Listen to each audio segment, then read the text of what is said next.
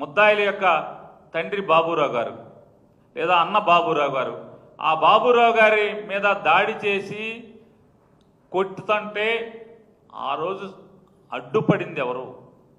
ఆ గ్రామస్తులకు తెలీదా? ఆ రోజు నాగమల్లేశ్వరరావు గారు కనుక అడ్డుపడి ఆపకపోతే ఇవాళ ఊర్లో అందరూ మాట్లాడేటువంటి పరిస్థితులు. ఆ రోజు బాబురావుని కాపాడి ప్రాణం మీదకి తెచ్చుకున్నాడు రా వీడన్నీ మంచి అంటాడు ఈ నాగమల్లేశ్వరరావు గారు.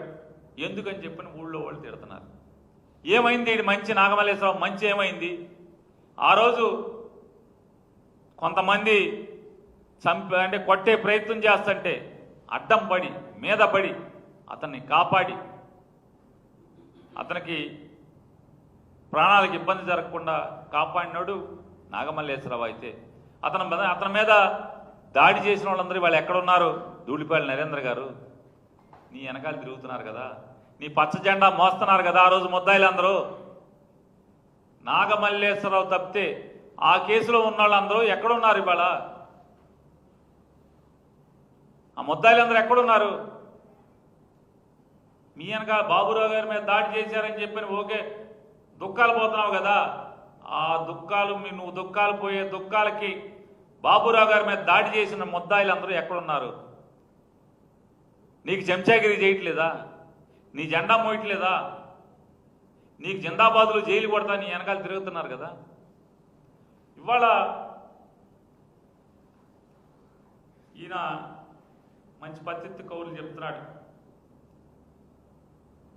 ధూళిపాళి నరేంద్ర గారు.